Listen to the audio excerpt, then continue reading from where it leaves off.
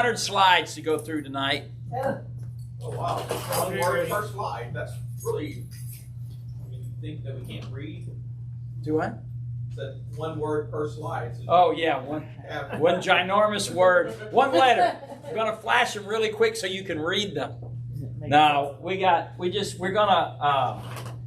gonna look through basically the next set of verses, which will be the last couple of verses out of 18, and then we're gonna go for a couple of verses into 19. I don't know what that means. Oh, I'm sorry, not 19. I messed that up. Chapter 20. So we're gonna cover mostly 19 tonight. What does that mean? You better be careful.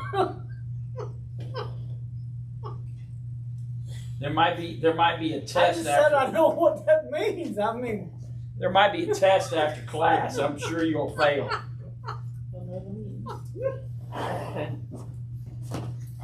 All right. So we'll get started. Let me get my stuff here. So Proverbs starting with 18:22. We're going to go to chapter 20, verse 4. Now last week when we finished up, basically, we cut it off at 18:22 because the next set of verses, right, really didn't break into sections. Now, that's not to say that there wasn't some thematic grouping. There is a theme, right? And so, but what it does is it similar. Little eyes looking through the door. But they're not grouped together. So it's not just a hodgepodge or random collection of proverbs, right? There'll be a verse that introduces a subject, and then it will introduce another subject. There'll be another verse. Then it'll come back to that theme, and there'll be several verses. So in this collection of verses that we're going to look at tonight, while they're not sequential, there are several thoughts that run through these verses. So what I've done is, rather than look at them tonight in sequential fashion, right? So normally when we read verse 4, verse 5, verse 6, verse 7, verse 8, right? We're going to look at these verses grouped thematically. And what that means is we'll read verse 5, verse 10, verse 15, verse 18, verse 20. But all of those verses carry the same idea, the same theme, okay? So it'll be a little different tonight than what you might be accustomed to, but it might be eye-opening as well. Okay, it certainly was interesting as I put this together. So, starting in chapter 18, looking at verses 22, we're going to look at verses 22, and then we're going to skip to 19:13, 19:14. So if you're following along in an old analog Bible, probably most of you can open to chapter 19, and you'll see just enough of 18 and just enough of 20 to be able to follow along, okay? And we'll take it slow so that you can find the verses, because I know how some of you really like to find your own verses. So we'll do that. Now, the first set of verses that we're going to look at coming through these Proverbs deals with family, okay? So we're talking about the family unit. So what we're going to do then is we're going to read chapter 18, verse 22. Now I've got them here. Again, you can't start in verse 22 and go to verse 23, and we're not set up that way tonight. So it's going to be a little odd for those of you who are OCD, who like to go 22, 23, 24, 25, 26. We're gonna wreck your little system. So looking at verse 22, the man who finds a wife finds a treasure, and he receives favor from the Lord. And Amen. So just in case y'all talk that. Right, no, not a man, the man. Oh. No, See, it says the man who finds a wife. It's a wife and the man. Come on, brother, you're going to have to pay attention. well, if you see Barbie, just let her know that Travis was really, Oh, okay. Okay, I got you. Very enthusiastic, confirmed and encouraged all others that this verse was indeed true. And, well, if she's, let me see if I can see her. No, If she's coming, I'll read it again. You get the chance to jump up. Of course, if she watches the video at home, she's going to know that it was all set up. So, dude, you're toast. Hunter's like, what? Hit him with the elbow, Eileen. Hit him with the elbow. Looks like coffee. Okay. So the man who finds a wife. Yeah. Oh, boy, that was door opens. I said wife. Out. The man who finds a wife finds treasure, and he receives favor from the Lord. We're going to skip to 19:13. A foolish child is a calamity to a father. A quarrelsome wife is as annoying as a constant dripping. Do not make any assumptions. We'll talk about it.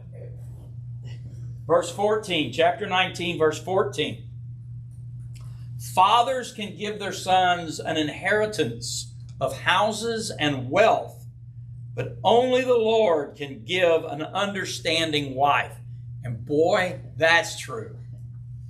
Yeah.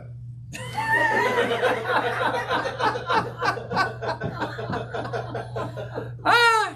Do I? Now, Hunter Do I see speaks up. troubled waters coming? So after service tonight, Brother Shannon will be in the office taking marital counseling. Now, I'm glad that you're touching on this though, because like when I am talking to a group of young, like at camp when I talk to a group of young women, they're like, Brother Shannon, can you give us advice on looking for a husband? And I'm like, yes, don't look for him. That's right. Because the Proverbs says when a man finds a wife, she is not to go looking for him. He is to seek her out. That's biblical. Women who go looking for men, I'm just saying. I'm just saying it's not biblical. They find some boys. I'm just. Well, so Yeah, true. Yeah. so it's true. No, I agree. When a man finds a wife, so Right. he's got to be a man first, and she's got to be prepared to be a wife. And I'm glad you said that last line because we're going to go there tonight. A man who finds a wife finds a treasure. Let's see, where are we? Okay, chapter 19, verse 18. Discipline your children while there is hope, otherwise you will ruin their lives, which I found to be very interesting. And then verse 26, chapter 19, verse 26. Children who mistreat their father or chase away their mother Oh, goodness. are an embarrassment and a public disgrace. If you know anything about motherhood, okay, how hard would it be to chase away your own mother? It's easy for me. I'm sorry. It's not funny, but Case in point. Okay. All right. So these are of across chapter 19, a little bit 18, a little bit 20. This is the theme. These are the verses in that set that deal with family. The man who finds a wife finds a treasure, and he receives favor from the Lord. A foolish child is a calamity, or calamity here means utter destruction, utter ruin. To a father, a quarrelsome wife is annoying as a constant dripping. Fathers can give their sons an inheritance of houses and wealth, but only the Lord can give an understanding wife. Discipline your children while there is hope, otherwise you will ruin their lives. Children who mistreat their father or chase away their mother are an embarrassment and a public disgrace. So first, let us talk about that one verse, that he who finds a wife finds a good thing. Go ahead, Travis. It's been ruined for the rest of the night. And we're going to talk about ruination too. She's still not in here. What did she abandon? She's working the nursery. Oh, she's working the nursery. Okay, all right. Okay, so. I better hear the ringing though. Yeah, mine haven't stopped since I got married. So no. So first, let us define what a wife is. Okay, a wife, or what it is not. A wife is not simply a married woman. Right? And we have come to equate or conflate these two terms, right? If a woman is married, she must be a wife. And biblically speaking, there's a difference between the title wife, and we never think about that, right? We never have considered that that wife is a title. Wife is actually a biblical title that describes a godly married woman, a married woman who embodies certain godly characteristics. See, we've always thought that a wife described the marital status of a woman. Wife is a title, much the same way sir or ma'am is a title, right? It's a honorific, if you will. It's a title of honor, right? Husband is the same thing. It's a title. It doesn't describe a married man. It describes a married man with certain godly characteristics. And I've got the note here, and we're not going to go into this. We're going to get there eventually anyway. And when we do, I'll remind you of this conversation. Proverbs 31. How many of y'all have actually read Proverbs 31? And this is the, or one of, it's not the only, but it's one of the more complete pictures of wife, a godly woman, okay? So we have to understand that when we see wife, we're not simply saying any woman, anywhere who happens to be married. The wife is a title, and it is a very unique description. So we see here that it is a wife that is called a treasure, not a married woman. So what does that mean? Right? Well, that means that while all wives are women, or should be anyway, yes, there's my political commentary for the evening. Not all women, not all married women are wives. Okay?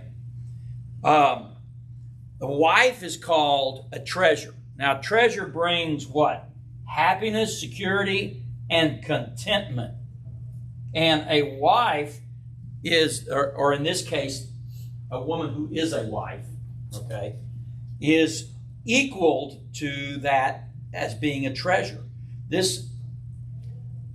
What this does is it reminds the husband where happiness, security, and contentment comes from.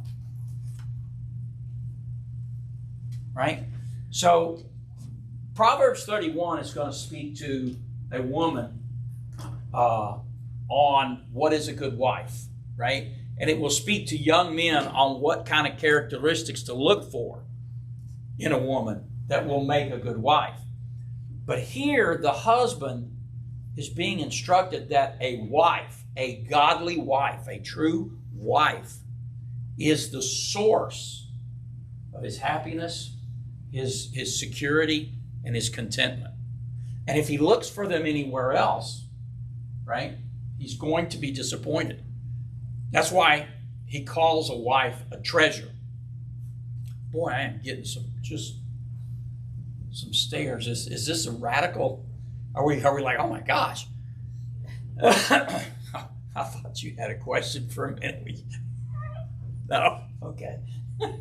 So having such a woman in your life is where this is going to come from. This will be true happiness, contentment, right? And too often, men lose sight of this fact and they search for it elsewhere. Happiness, contentment, security, right? The woman, there was an old saying back in the day, right? That behind every great man is a Great woman. good woman, a great woman, right? Well, that's true in a way, because men have to have security, the kind of security that a wife can deliver, okay? For the rest of the world, he may look like a confident, ambitious go-getter, but in front of her, right, he's what we all are. Children, little boy. The wife is a little girl in front of her husband, right? He's encouraging her, she's encouraging him, and we play these roles back and forth. Okay. So the next verse in our family set sets the contrast and proves my point about a wife. Now it starts off here, the foolish child is a calamity to a father. Quarrelsome wife is as annoying as a constant dripping. So the word calamity here is, like I said before, it means ruin. And the reason that's in there, okay, other than just an observation about how children can affect their parents, is it sets the tone for the second half of the verse. So in the same way, a foolish child is a ruin to the family, or can ruin a family. We then get the quarrelsome wife. Okay, and so the comparison is a constant dripping.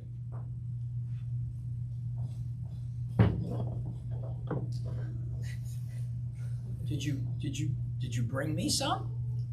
Absolutely. We were splitting this plate, me and you. So it's a.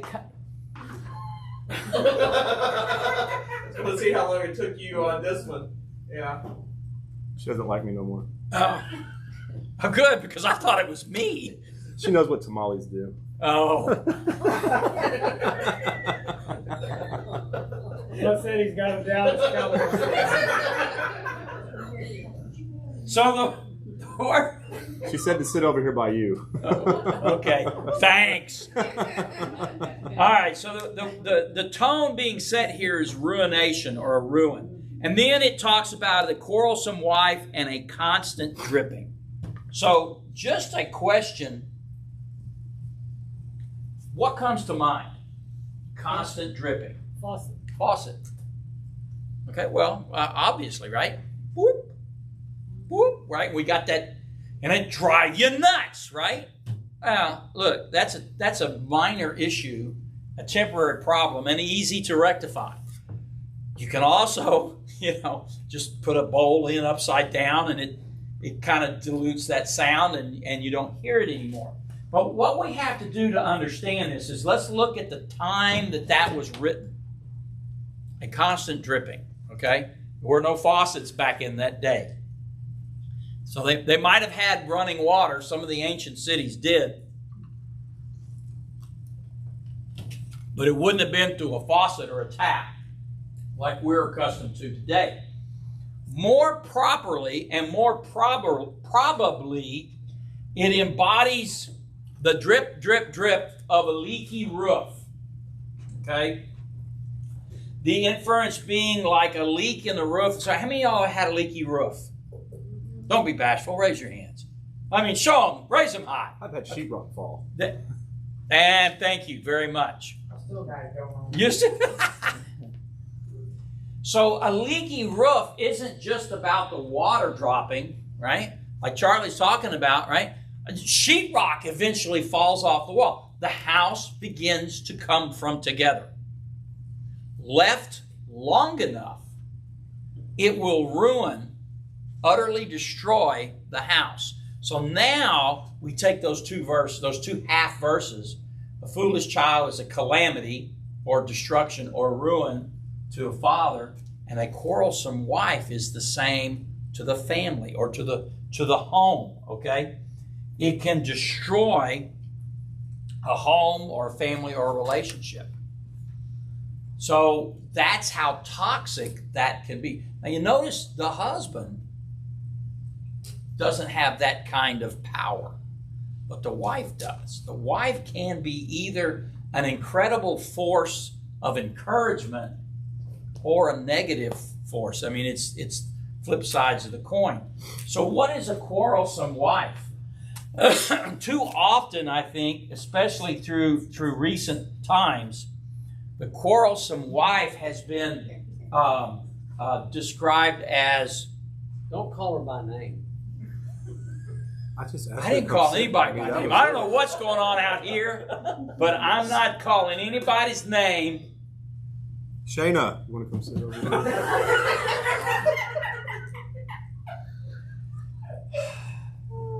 You're losing control. I'm losing control. I'm losing control. Okay. You open the door. I know. I opened the door and invited. Never mind. I'm not going to say it. So what is a quarrelsome wife, sir? So it is too often, especially in recent modern times, been defined as a nag. That kind of thing. That's a whole. Charlie. It would be. Okay. Soon. While that may be true in some instances, that is not what is trying to be described to us here. A quarrelsome wife is one who argues, disagrees, contends. Contend is a fighter, right? A fighter, always fighting. And it's not just in the home, it's outside the home.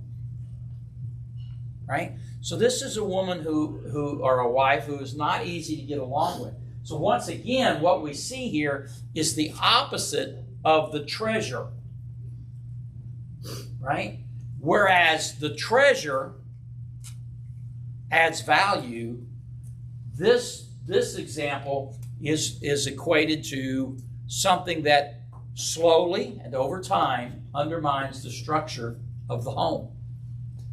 So as an example, I'll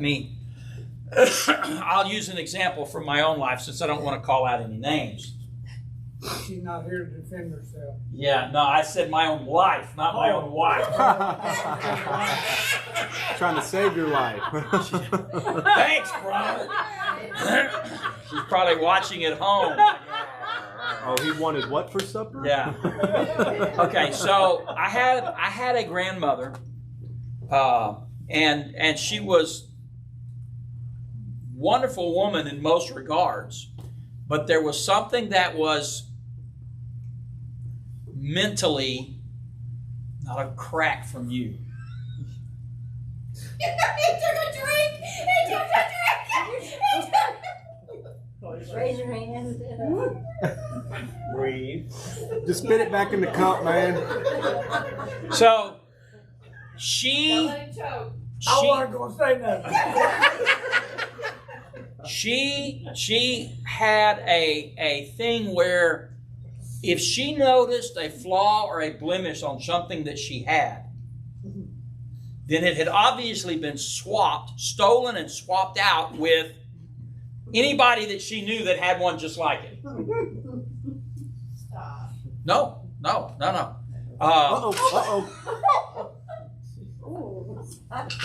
of like that right there. Kind of like a destructive manner, huh? That's right. So one time she noticed there was a scratch on her refrigerator. And she knew that one of the neighbor ladies down the street had a refrigerator, exact same color, exact same type. And that lady had snuck into her house and swapped refrigerators. Oh, and she went down the street, and there was a big row about it. And my dad used to tell me when he was little, he remembered every 6 months or so, all the neighborhood men coming to the house, talking with his dad, and they would move. Now, to his credit, my grandfather's credit, I mean, that was his wife. He loved her to the very end. But she had this thing. This was a quarrelsome. Now, I'm not saying that she could help it, okay? I think there was a couple of wires that came loose, okay? And this was just one of her character flaws or one of her problems. But because she was constantly doing this, it caused problems that had to be dealt with, right? And it made life a whole lot harder on my grandfather and my dad and his siblings. So I only use that as an illustration, right? When we are that way, always confrontational, right? You could say something and somebody goes, now just what did you mean by that? Right? You're like, whoa, hey, Like you said, I like your blue shirt. yeah. I mean, I said, well, what a nice shirt for a corpse to wear. I mean, come on. So, but being confrontational, escalatory, right? And we all know people like this. And so that's what it's talking about. Go ahead. Talking about him and Barbie when that happened the other day at church. She remembered that one thing. When he sat on one side, or she was sitting, and then You had just sat now on the other made side. that connection, No. so the wires finally. I wasn't actually gonna move, and then decided I'd go ahead. I was just gonna stay sitting over Okay, there. so if we see you pass out and fall out of that chair, we'll understand why. Okay, so quarrelsome. So my point is this: I don't want you to think of just a nag. There's a lot of ways that confrontation can be introduced into the marital relationship, into the family unit. Okay, and that's what this is talking about. Again, we're talking about the wife because she's the nurturer, typically, okay? She's the one that brings everybody together, the glue, if you will, that holds the family together. Okay, so verse 14, it's also reinforcing the first verse, which was 22. The man finds a wife, finds a treasure. He receives favor from the Lord. And it contrasts the quarrelsome wife. It's an argument for actually letting God as our Heavenly Father, and this comes back to Shannon, who always sneaks over to the house and reads my notes so he can jump the slide for me. Does he take pictures so he can take them back home? I think so, and Probably. study. So he already knows where you're going to be at before you even get there. So, I know, I totally went there. I totally went there. Decked out in all black.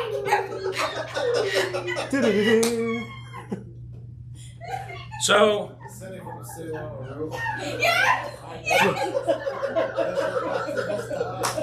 you know, I prayed for more involvement by the class here. I'm regretting that prayer. Well, he I does. prayed too hard. He does work for the sheriff's department, so he has access to stuff that we I don't. know. Something we can only imagine. Yes. I do know how to repel. Right? You can come sit next to Charlie. Okay. That All right. was good. I like that.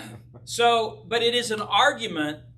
When we read verse 14, it's an argument for letting God, as our Heavenly Father, take the lead in courtship and spousal selection, which is what Brother Shannon was alluding to just a few minutes ago, right?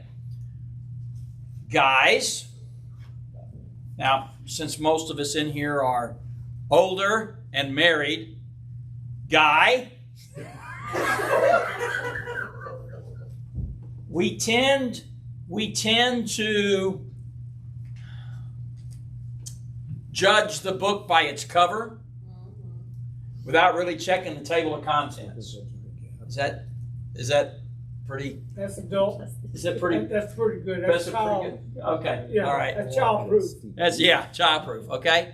And what that leads to is it leads to being halfway through the book and finding out it's a horror story, not a fairy tale where they live happily ever after. Okay. Whereas if we were employing God's wisdom and letting God lead us, right? And I'm talking about both sides of the equation. The husband, the wife, the man, the woman, right? Because, so guys, gals, all of y'all, think back. Ooh, going into the Wayback Machine. Okay? Think back to high school or junior high school and that first crush that you had, and you thought that that man or that boy or that girl you couldn't live without. Couldn't imagine life. Sorry. I still live that way. Been there, done that. Got a T-shirt. What are you?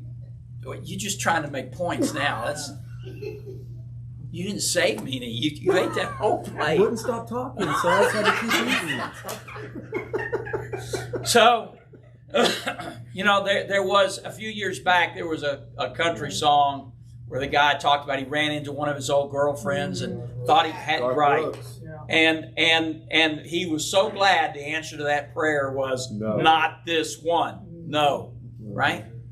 And that's what we need to be. And that's not just with the husband and wife selection, although this is a major life event. But it's with anything. We need to be deferential to God in the choices that we make. Deferential means we defer, right? We say, I could go here. What I'm going to do is I'm going to pull back and let God make that choice. I'm going to defer, right? And so what we see here is only the Lord. The fathers could give inheritance of houses and wealth. Notice we could give to our children the things of this world, but an understanding wife is only given by God. It can only be a gift of God, right? At the risk of inflating the ladies' egos just a little too much, right? An understanding wife is a gift from God.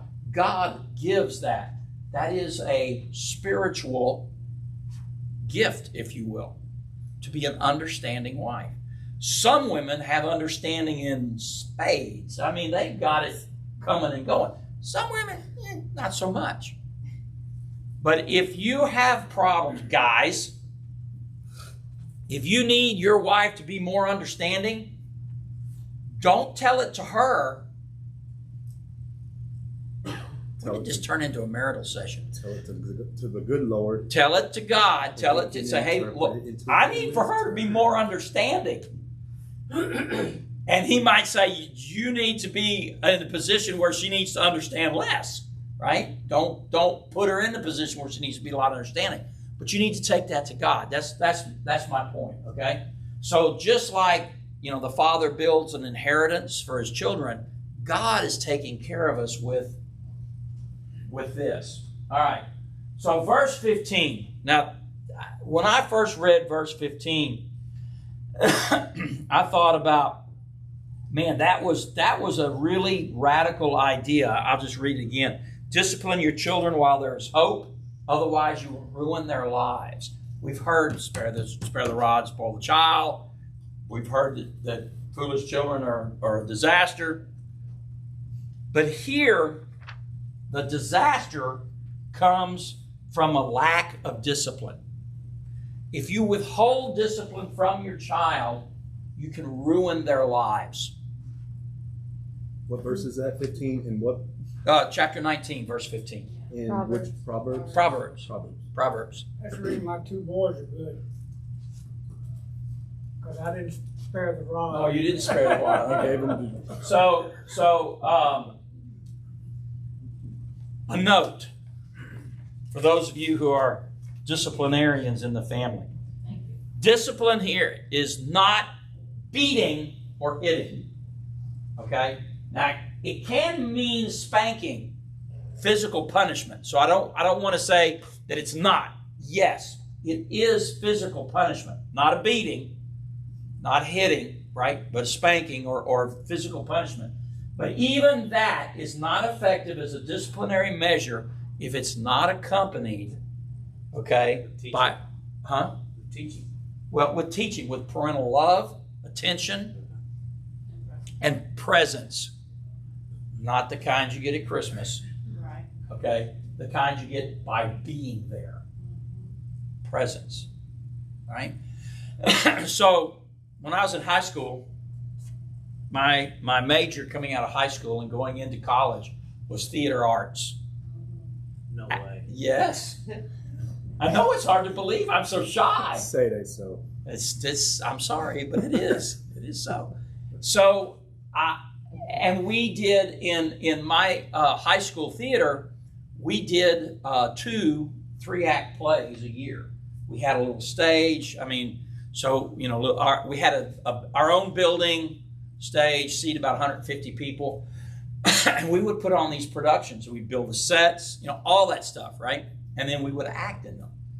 And so I would always tell my mom and dad, yes, I want you to come. No, I don't want to know when.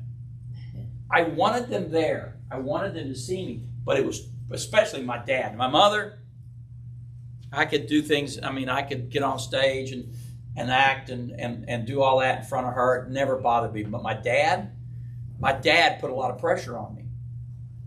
I put a lot of pressure on me trying to please my dad. Let me put it that way, right? And so I would say, yes, I wanted him there. Even though it was a lot of pressure on me, I wanted him there. I just didn't want to know it. Afterwards, you could come and tell me, hey, you stunk, kid. I mean, it was just terrible, which he never did. He was always just proud as he could be. Oh, it was great. I loved it. And, of course, I knew that it really stunk, but he loved it. He loved it. But I didn't want to know that he was there, but I wanted him to be there. You get what I'm saying? So your presence, even if it's subtle and behind the scenes, is noticed and needed by your children. Okay? And so that's why I say, if you are giving them the proper amount of love, and when I say attention, that includes teaching, right? Parents teach children first by doing and then by their words, right? Because we've all heard the songs, right? I'm going to be just like you, Dad. They're watching. So your actions are teaching way more than your words are. But teaching is a part of that attention. It's important for us also to understand that whether it's dad or mom, but we're talking specifically about dad right now. So whether you get it right or not is not the point. You want to get it right.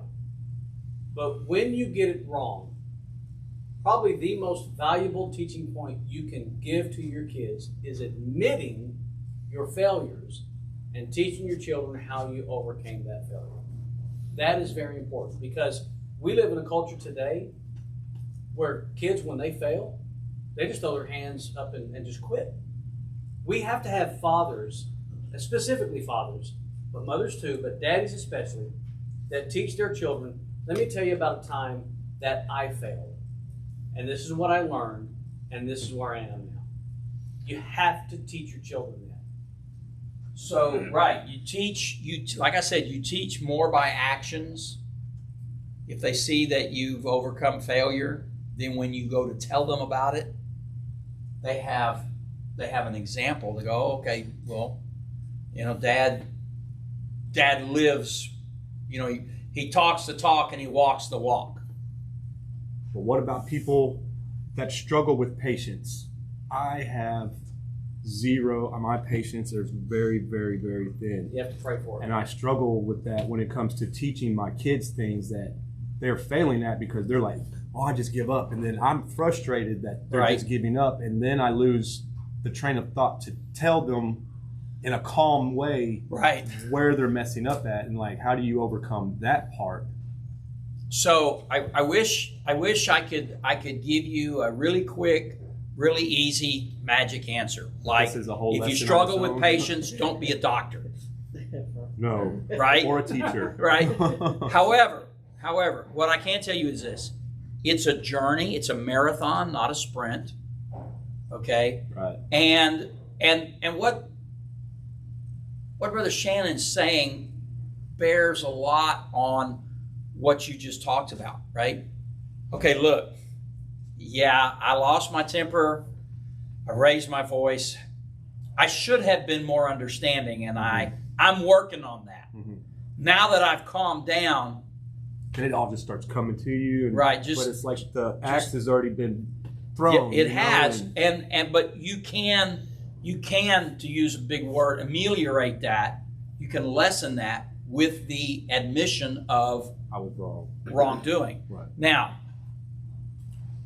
in the same way, and I spoke a few minutes ago about deferring to God, right? We should pull back and let God have that decision. In that same way, we have to learn to listen, even in the heat of battle, for God's commands, right? Because if you've ever gone through any type of combat or military training, right, one thing that you always got to keep one eye on is the commanding officer. Because if he calls for a retreat and you're not paying attention, guess who's out there alone? Well, it ain't me, because I'm leaving you, right? So they even in the heat of battle, in the crush of battle, there are hand signals that they use. Well, how are hand signals appropriate? You've got to be watching. You got to be seeing. Let me see if I can do it this way. Have you ever watched any of the dog shows where they have the dogs and they're doing all kinds of tricks, right? The dog's weaving in and out with their legs, and they'll stop and then they'll back up. You ever notice what that dog is doing? The dog is amazing. It's beautifully trained, but you notice what the dog is doing? It's listening. Don't they have the little whistles? That dog is watching the master more than it's watching where it's going. You ever notice that? Yep. That dog's eyes are on the master. And the trust there is the dog is like, you're going to lead. I don't need to worry about where I'm going. You're going to worry about where I'm going. All I need to do is know where your next footfall is so that I can do my thing. And so that dog is watching, always watching that master, right? How many of y'all have ever had a dog? Numerous. I'm not, yeah. How many of y'all have ever had a dog, you get ready to throw the ball, and you do like this, and the dog takes off? Oh, yeah. Woo! Goes that way. You throw the ball, That way. and you're like, and the dog's looking at you, what? What? So you quit watching me, and I wasn't going to throw the ball that way. I've got two of them, right? I mean, they are so keen, especially that little one of AJ's, right? So can you pick that ball up and you get ready, and that dog is down the street, the next block, turns around and waits for you. Where's it at? You're like, I didn't throw it. yeah, I ain't thrown it yet, right? We're a lot like that. We've got to learn, and it is a learned response to listen, right? I've told this story before, but when my oldest girl was 6, 7, 8-ish, I had a knick-knack. Patty, give a dog a bone. I had a knick-knack, a little glass doohickey that my grandmother had gotten from someone in her family older than her and had given to my mother, and then my mother had given it to me, and then my precious little 8-year-old, doing what I had told her not to do, broke it. And I blew, and so I started to raise my voice, doing the dad thing, right? Dad's got to raise his voice. You're yelling at me. I don't yell. What are you talking about? Raise my voice. I'm doing the dad thing. And the look on her face was just, she was just, oh my God. And God began to speak to me in that moment. And he's like, these words that you're speaking, this tone that you're using is going to echo through generations into the ears of your grandchildren and their children. You better think about what you're doing. And I realized then immediately that I was handling the situation all wrong. So I stopped, picked her up. I said, I tell you what, let's not worry about it, right? And you're fine, I'm fine, cuddled, I love yous. And because after all, it was what? it was a glass knickknack, right? It was not nearly as precious and valuable to me as the child I was berating in an attempt to discipline. So we learn, and we learn by listening to God. I'm not going to get through this. I did my thing. Yeah. Okay. Finally, verse 26 completes the set, which is to say, children who mistreat their father, chase away their mother, are an embarrassment and a public disgrace. It basically is illustrating incorrigible children who did not get the discipline mentioned in verse 15, and they bring the family to shame and disgrace. So those are the verses in that set about family, and we have many more verses to go. So the next set of verses is basically the problems of the poor. Okay, problem with being poor. So if any of y'all have ever been poor, you know what the problems are. And I will guarantee you most of us in here have not been as poor as you could be or could have been. So let's just read it now. I'm going to start with chapter 18, verse 23. The poor plead for mercy. The rich answer with insults. 18:24. There are friends, quote unquote, who destroy each other, but a real friend sticks closer than a brother. Now moving to chapter 19, verse 1. Better to be poor and honest than to be dishonest and a fool. Wealth makes many friends, poverty drives them all away. Many seek favors from a ruler. Everyone is the friend of a person who gives gifts. The relatives of the poor despise them. How much more will their friends avoid them? That was verses 6 and 7. Though the poor plead with them, their friends are gone. Verse 17, if you help the poor, you are lending to the Lord. He will repay you. And finally, chapter 19, verse 22, loyalty makes a person attractive. It is better to be poor than dishonest. Okay, so a lot here to unpack about poverty. You wouldn't have thought poverty had so much to unpack, right? But it does. All right. Now, the first thing is that in those first 5 verses that we just read, the poor plead for mercy, the rich answer with insults, there are friends who destroy each other, real friend sticks closer than a brother, better to be poor and honest than to be dishonest and a fool, wealth makes many friends, poverty drives them away.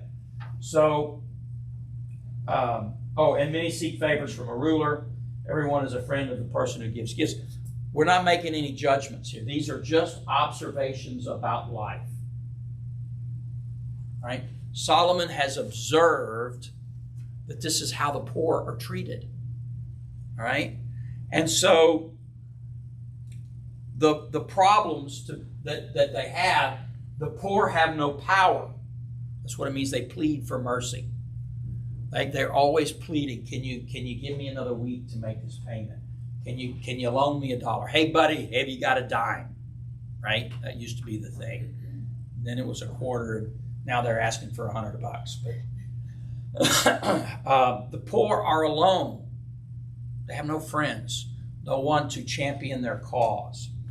The poor have no influence. That was the whole thing about everybody looks for gifts from the king, but people really love influence from the king. People love those who give gifts, right?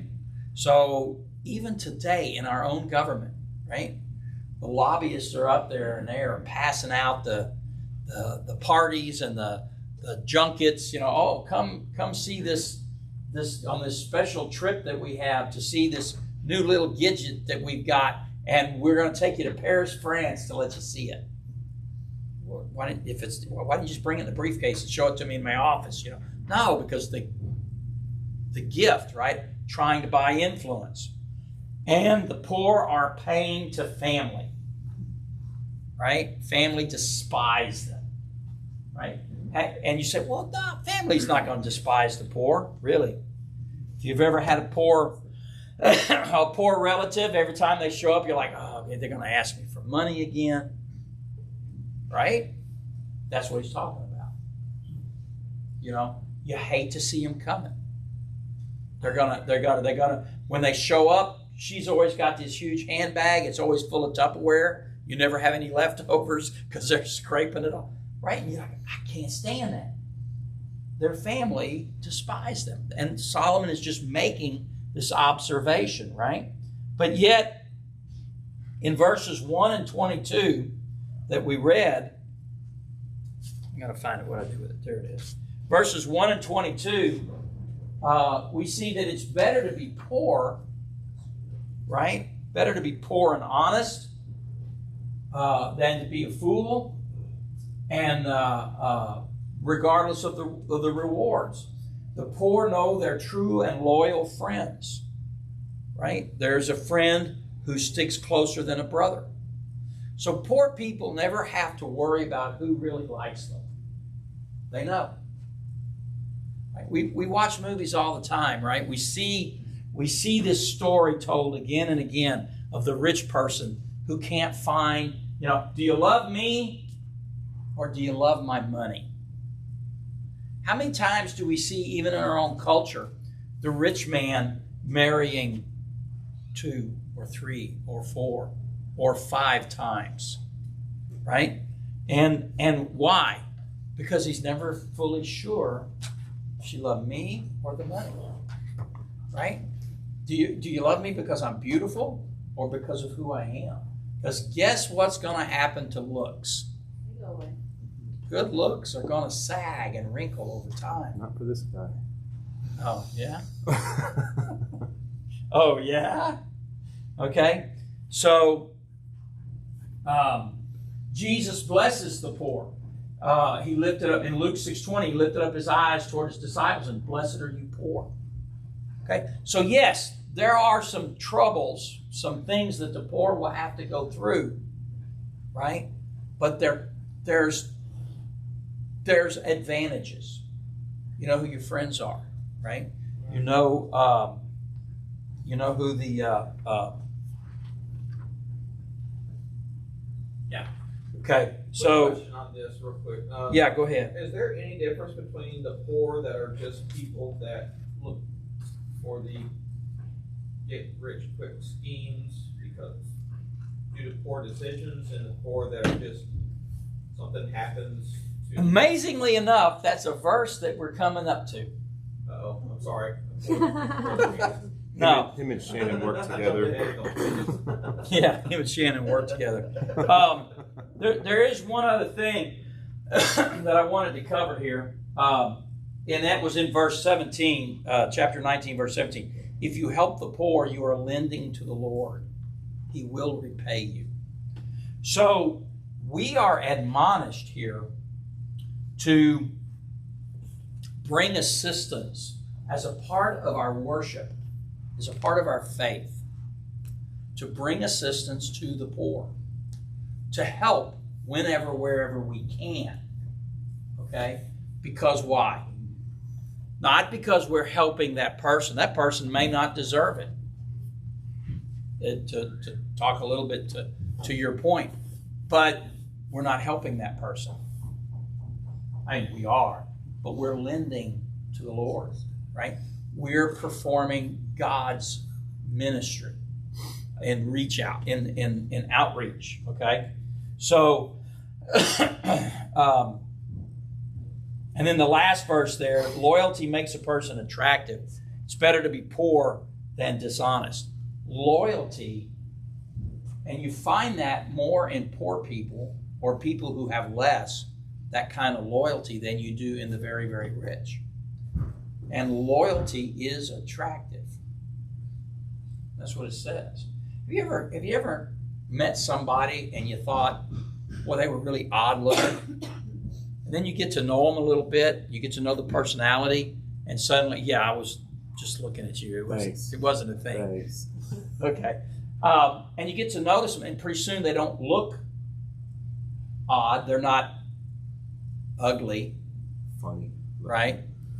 They suddenly are normal, or in fact, they have become beautiful to you because you've gotten to know the person they are on the inside. I've told this story before when I was in Sunday school as a little boy.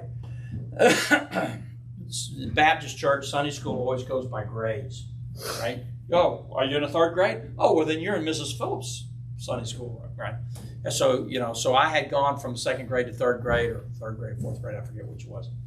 And so I was moving to a new Sunday school class. And we're going to stop right here because it's already 8 o'clock. So I was moving to a new Sunday school class. And so really liked the class I was in. I went into the new classroom, and there was Mrs. Phillips. And Mrs. Phillips was, I was little, so she was ancient. I don't know how old she was. She was just old. She probably couldn't have been more than in her 40s. But to me, it was just old. But when I first walked in, her face literally looked like a road map with all the scars across her face. And it looked funny. Looked like a Van Gogh painting, right? It was a little crooked, right? And she sat, she didn't sit in a chair like a normal person. She kind of sat kind of cockeyed, and one foot always was, anyway, she just presented a weird looking picture. And being 8 years old, 9 years old, whatever it was, there's one thing you can count on from a child of that age, and that is Staring. complete honesty, right? And it was written all over my face. And she looked, she had been in a very severe automobile accident. I found out later. Very severe automobile accident. And it had disfigured her. That was the term my mother used. It had disfigured her. And I was to be polite. Oh, the finger shape, huh? Oh, yeah. And so in our first class, she called me. I was new, so she called me up to her, and so which meant that I didn't get close. But she was a beautiful woman, and she accepted anything that I could give her, right? And she said, "That's okay." She said she explained what had happened to her, that she'd been in a very bad car wreck, and that her face had hit the windshield and it had cut her all up, and had broken several bones, and so she was, kind of put back together, but she was very happy to be alive and to be teaching Sunday school, and she was going to teach us so many wonderful things about Jesus, and that if I just gave her a chance, she guaranteed me that I would not see her scars by the time I graduated from her class. And I thought,